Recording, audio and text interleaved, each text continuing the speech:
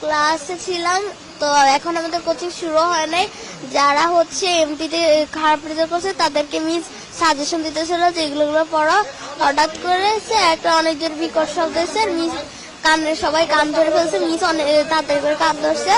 পরে এবার মিস বলে যে কি হয়েছে, আমি তো ভাবছি যে আকাশ থেকে মনে হয় শিলা বের কিছু বসে।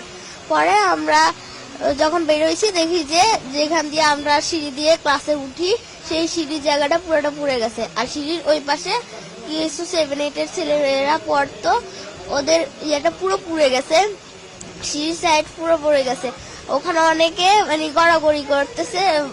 7-8 ছেলেরা তো ভয় দৌড় দিতে গেছিল। আগুনের পরে অনেকে গা লাল হয়ে গেছে, অনেকের খুব জামা কাপড় পুড়ে গেছে। তারা মাটিতে শুয়ে গড়াগড়ি করতেছে।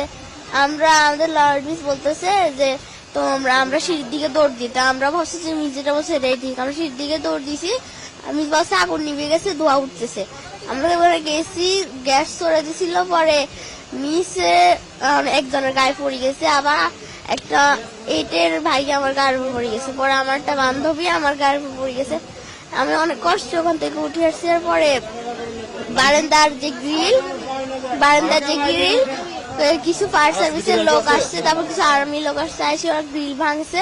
ভাঙার পর আমাদের ওখানে ট্রান্সপোর্টের যে গাড়ি রাখা হয় ওখানে একটা গেট আছে, গেট ভাঙে গেট হচ্ছে জানলার সাথে যে লাগাইছে যাতে সিঁড়ির মতো করে যাওয়া যায়। পরে 7-8 জন মিলে নামাইছে।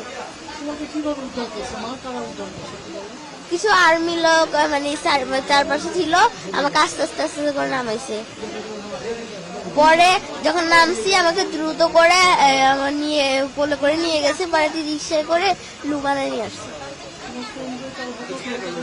হ্যাঁ, আমি বাইজিৎকে দেখছি, আলবিরাকে দেখছি, মেহরিনকে দেখছি, তাসমিয়াকে দেখছি, আর তোরসার পুরো গা পুড়ে গেছে।